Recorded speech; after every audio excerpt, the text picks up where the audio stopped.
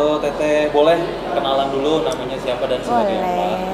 Nama saya Aldila, saya sebagai ownernya Fasy Store.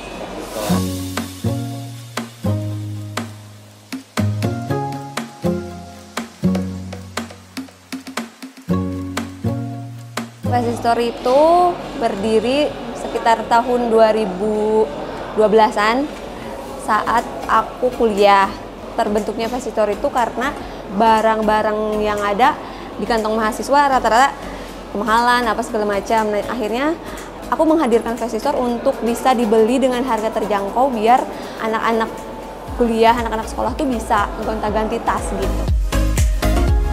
Aku memang seneng jualan dari sekolah SMP SMA tuh memang ngerantau sini, kuliah di Bandung, dan waktu itu aku jualan tas orang yang reseller gitu loh, online shop reseller. Akhirnya karena seneng dan kayaknya aku emang passion di dunia seperti ini juga gitu, akhirnya ya udahlah aku coba bikin beberapa katalog yang memang aku banget dan kayaknya kalau diperuntukkan buat mereka yang sama budget minim kayak aku kayak masuk gitu. Desember akhir kita baru buka offline store karena itu pun permintaan dari followers kita gitu, permintaan dari para pembeli, Kak bikin store dong biar kita bisa lihat barangnya langsung, bisa hand feel, bisa try on gitu loh, pas atau enggak gitu dipakai sama kita kayak gitu. Akhirnya dari online kita merambah ke offline. Kalau misalkan tas-tas lain mungkin hype-nya sekarang doang atau zaman kapan doang gitu. Kalau tote bag tuh kayaknya ibu kita zaman dulu juga ada deh yang pakai tote bag gitu. Jadi kita percayanya di situ kalau misalkan kita jual ini akan laku terus asalkan kita bisa ngikutin trennya, ngikutin musim sekarang tuh yang laku tuh kayak gimana sih bentuknya atau warnanya atau mungkin patternnya gitu. Jadi kita lebih ke situ sih.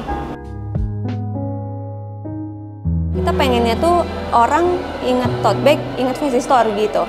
Tapi karena kemarin pas pandemi penjualan bener-bener merosot banget, terus juga apa ya daya pikat orang sama tas ya mau kemana pandemi kok gitu kan. Dan aku mempertahankan anak-anak yang kerja supaya mereka nggak sampai hilang pekerjaan, gimana caranya gitu. Nah akhirnya karena waktu itu di rumah aja, jadi aku bikinlah kaos-kaos kayak baju-baju rumahan yang mungkin ini kayaknya bisa lebih dibeli nih sama orang gitu. Banyak juga nih yang suka. Jadi ya udahlah, kita bikin juga aja gitu.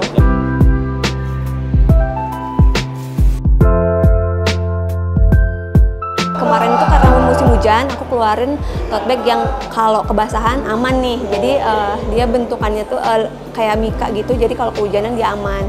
Dan itu laku karena kebetulan juga si checkerboard itu kemarin lagi naik juga nih si motif itu. Kita bikin, momennya pas sama momen musim hujan, laku. Karena dulunya kita basicnya tuh monokrom, hitam putih gitu. Terus pas kemarin aku bikin yang rada-rada full color. Nah di si Minimi itu motifnya tuh kayak lebih berwarna dari sebelumnya. Tapi ternyata bagus juga, respon pasarnya bagus.